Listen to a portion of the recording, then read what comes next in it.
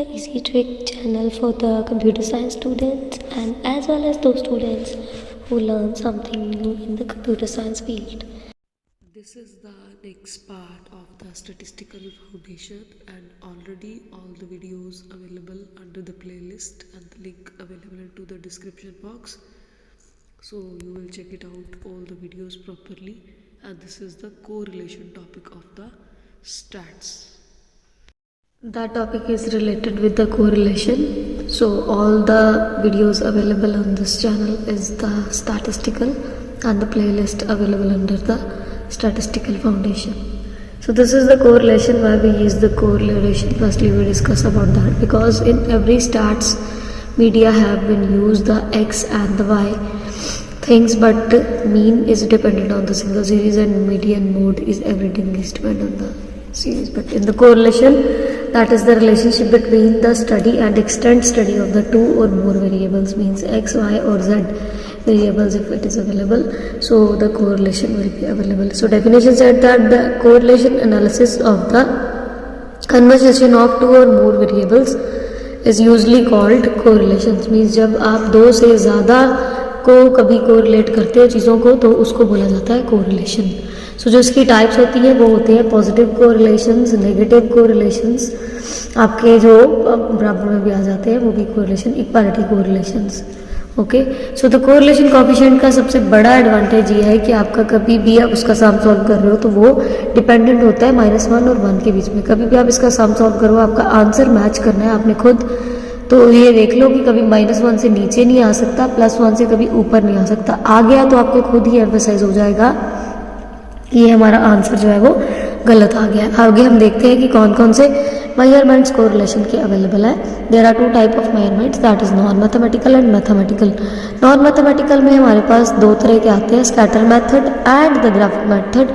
But when we will calculate the correlation with the mathematical method, there are 2 types of availability, that is the Karl Pearson's method and the Spearman method. And if it is the MCQ question put out into the non mathematical method, there are 2 methods, scatter and the graphic. And if the MCQ related with the mathematical methods of the correlation, that is with the Karl-Persons and the Spearman. And after that we will see the part of the scatter method and the analysis method. So scatter method is that कि जब आपके पास कोई भी relationship में दो points भी दिए गए हो बट एक पॉइंट पे एक्सटेंड नहीं किया जा रहा, वो ठीक नहीं दिया हुआ, तो आपको ये डायग्राम ऐसे मिलती जाएगी और आप ऑटोमेटिकली डिफाइन करते जाओगे इधर से जोड़ते हुए इन पॉइंट्स को. ठीक है, स्कैटर्ड हो गए. अब इसके बाद अगर इसकी आप कोई रो बनाओगे तो ऑटोमेटिकली ये देखो कि कंबाइंड होकर कोई ना किसी रो पे भी आएगा, बट ये बीच में छूटना नहीं चाहिए और यही हमने यहाँ पे किया हुआ है. उसके बाद अगर स्ट्रेट लाइन कॉरेस्पॉन्डिंग होती है, मीन्स कभी भी कोरिलेशन जो है वो कभी कभी आपके मैसेजेस जो है वो जो एक्सटेंड फील्ड में ऊपर की तरफ जाएगा तो +1 की तरफ आएगा, सीधा जाएगा तो इक्वालिटी पे भी आ सकता है, मतलब सेंटर फॉरवर्ड आंसर पूरा 1 भी आ सकता है, पूरा -1 भी आ सकता है, ऐसे भी आ सकता है. और जो इधर उधर है कि इसके बीच में कहीं -1 के पास जा रहा है +1 के पास, उस वजह से ये ग्राफिकल मेथड जो है स्कैटर मेथड को देखना पड़ता है. ग्राफिकल मेथड में क्या होता है, there are 2 type of correlation, that is the positive और negative. That is dependent on your +1 and -1 single value availability. इसका आंसर ही इसके ऊपर डिपेंडेंट है, तो पॉजिटिव और नेगेटिव में ही डील करेगा. पॉजिटिव करेगा तो रिलेशन जो है XY में कभी भी इंटरसेक्शन नहीं होगा, और अगर नेगेटिव में जाएगा तो हमेशा इंटरसेक्शन में वो रिलेशन आएगा. अब हम देखते हैं फर्स्ट कार्ल-पर्सन्स मेथड, जो कार्ल-पर्सन्स क्योंकि मैथमेटिकल मेथड है. कार्ल-पर्सन्स मेथड का MCQ डेवलपमेंट में सबसे बड़ा क्वेश्चन ये पूछा जा सकता है कि ये कार्ल-पर्सन्स जो है वो पर्सन नेम है, definitely is the person name, और उन्हीं के नेम के ऊपर कोरिलेशन का नेम पड़ा हुआ है. सो जो कार्ल-पर्सन का फॉर्मूला था वो 1890 में डेवलप हो चुका था हमारे पास, और कार्ल-पर्सन कोएफिशिएंट ऑफ कोरिलेशन को हम कहते हैं प्रोडक्ट मूवमेंट कोएफिशिएंट, क्योंकि मूवमेंट और कर्टोसिस का आपने ये चैप्टर अगर पढ़ा है तो मूवमेंट जो प्रोडक्ट को इंटरसेक्शन करती है तो उसको बोला जाता है. सिंबल अगर आपसे MCQ में पूछा जाता है तो सिंबल इसका होता है R, और if it is with related with RXY तो ये भी ठीक है, क्योंकि 2 वेरिएबल्स तो होते ही होते हैं, 2 से कम कभी भी नहीं होते. एक ज्यादा हो सकता है, 2 और मोर कह रहा है वो, एक ज्यादा हो सकता है बट कम कभी भी नहीं हो सकता. अगर क्वेश्चन आता है कि जो RXY है वो लाइज किसमें करता है, तो MCQ क्वेश्चन का आंसर आपके पास है -1 और 1 के बीच में। -1 में अगर चला जाता है तो अकेला क्वेश्चन पूछते हैं तो it is the negative correlation, और अगर आंसर आपका +1 आ जाता है तो दिस इज द परफेक्ट जो है वो पॉजिटिव कोरिलेशन। ठीक है, एंड द नेक्स्ट पार्ट कि it is the best method for measure correlation between two variables. Yes, absolutely true, this is the best method for measuring a relationship between two variables and related with the correlation. So the first method of the Carl-Person coefficient is the direct method. So the direct method is related with the symbol of the correlation, and this is the formula of the correlation, that covariance of xy is the capital. अब अभी discuss करते हैं कि ये होता क्या है। covariance between these terms and this is the standard deviation of x and the standard deviation of y. अब covariance of xy का क्वेश्चन बच्चों के मन में आ सकता है कि उसका फॉर्मूला क्या हो सकता है।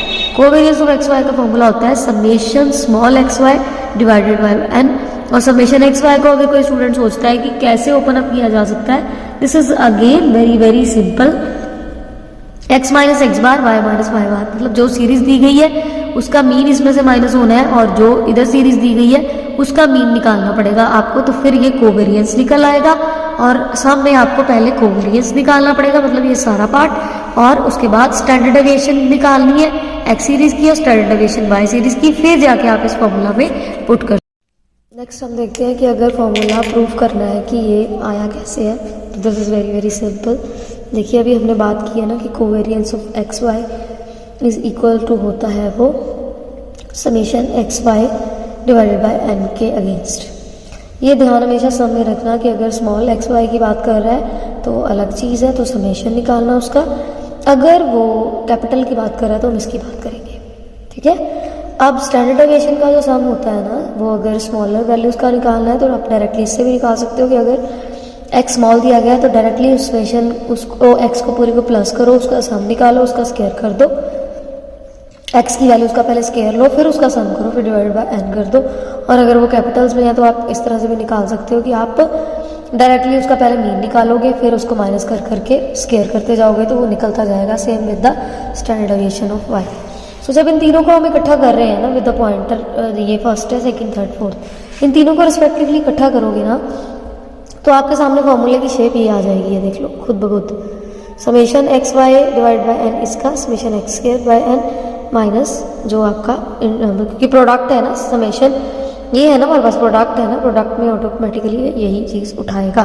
तो ऑटोमेटिकली जब आप इसको सॉल्व करोगे तो ये मैंने लिखा भी हुआ है कि आप खुद पढ़ के देखो कि जो स्क्वायर रूट ऑफ एन होता है और product of square root of N होता है, जब आप उसमें square root of cut out हो जाते हैं तो डिवाइडेड बाय एन बचता है। और जब हम इसको प्रूव करते जाएंगे तो आगे की रिवर्स इक्वेशंस के ऊपर पहुंचोगे तो डेफिनेटली रिवर्स इक्वेशन इसको क्रॉस मल्टीप्लिकेशन में जब लेके आएंगी तो वैल्यूज हमारे पास ये वाली आनी शुरू हो जाएंगी।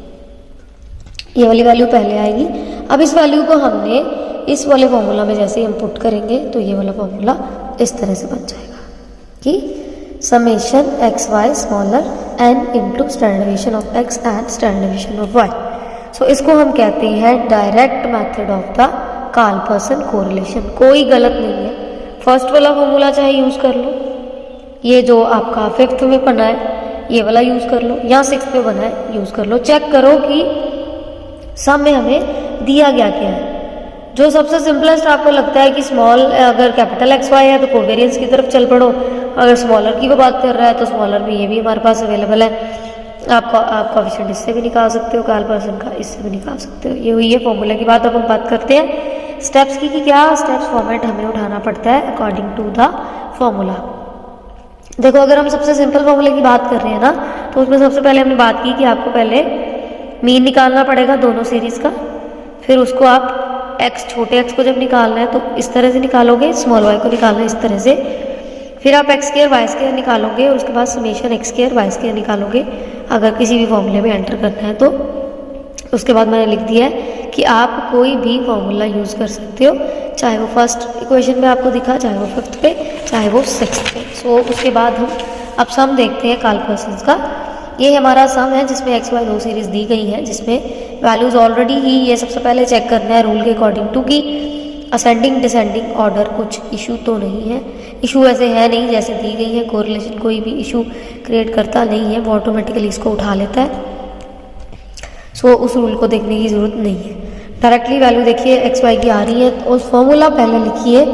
फॉर्मूला हम इसमें यूज़ कर रहे हैं, कोई भी यूज़ कर सकते हो, मैं तीनों को आपको यूज़ करके दिखा दूंगी कि वैल्यू सेम आ रही है। मान लो कि हम ये वाला फॉर्मूला यूज़ करने लगे हैं, तब भी आपको पता ही है कि कोवेरियंस निकालना है तो समेशन एक्स वाई चाहिए ही चाहिए। अब समेशन एक्स वाई कैसे निकालोगे जब कैपिटल एक्स वाई दिया गया है? कैपिटल एक्स वाई खुद कहता है कि स्मॉल एक्स पहले निकालो, स्मॉल वाई पहले निकालो, मीन्स अज्यूम्ड मीन ले लो। इसमें से हमने 45 लिया, इसमें से हमने 48 लिया है। आप मीन अज्यूम्ड कर करके लेके इसको वैल्यू को निकालते जाओगे, फिर इसका स्क्वायर और इन दोनों का आपस में जो है वो multiplication product, summation X Y की बात करता है ना वो, कोवेरियंस भी खुद इसी की बात करता है ना, तो फिर उसको लेना है।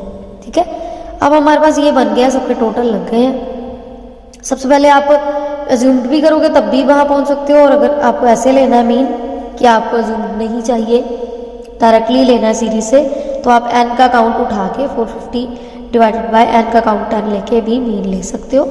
अब हम चलते हैं फॉर्मूलाज की तरफ कि क्या वाकई ही ये प्रूविंग है कि 3 फॉर्मूला अगर एक ही सम पे लगाओगे तो सेम आंसर आएगा। डेफिनेटली प्रूव अभी हो जाएगा।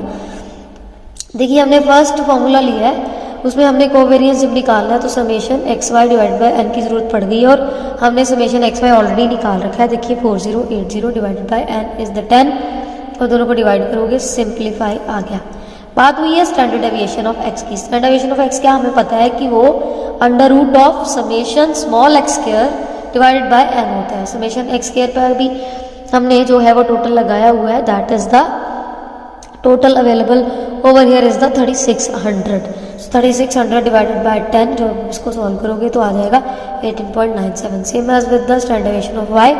और इसको फॉर्मूला में आप पुट कर सकते हो क्योंकि कोवेरियंस भी आ गया है और समेशन जो standard deviation of X Y की वैल्यूज है वो भी आ गई हैं, और आंसर हमारे पास 0.896 आ गया। वेरीफाई करो, -1 और 1 के बीच में है, डेफिनेटली बीच में है, तो ये कोरिलेशन का आंसर ठीक है। नेक्स्ट पार्ट देखो, हमने अब बात की है R X Y summation X Y X square की। अब भी हमारे पास वैल्यू सारी पड़ी हुई है, वैल्यूज पुट डाउन करो और इसमें भी पुट डाउन करो, फिर इसको पुट करोगे तो डेफिनेटली आंसर सेम ही आ रहा है।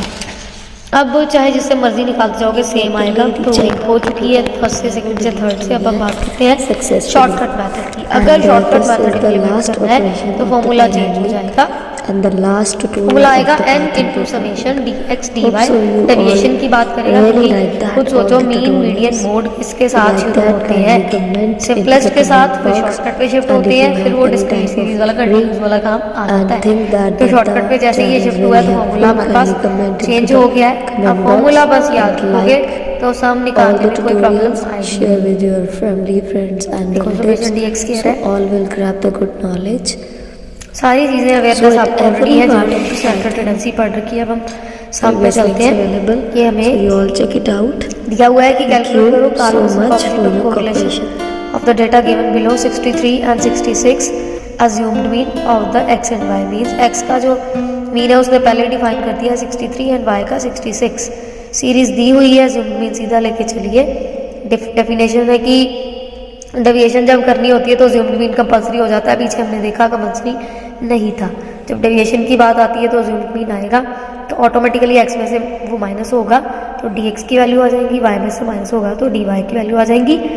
डी एक्स स्क्वायर करो, डी वाई स्क्वायर करो, दोनों का प्रोडक्ट भी लो, D X into D Y, क्योंकि फॉर्मूला हमारा खुद ब खुद ये कह रहा है कि आप अगर इन चीज़ों को कभी भी करोगे, मैं इसीलिए सबको बोलती हूँ फॉर्मूला पहले लिखो, जब भी कोई सम आता है फिर उसको सॉल्व करना शुरू करोगे, एब्सोल्युटली हो जाएगा। अब सारे टोटल लगे पड़े हैं आपके पास, तो इसको आप एन को काउंट कर लो, 7 ही है ना, तो 7 ही है हमारा। इसमें पुट डाउन करोगे और जब इसको भी आप इजीली सॉल्व करोगे, बड़ी सिंपल है सॉल्व, तो आपको एक आंसर मिल जाएगा यहाँ पे 0.48।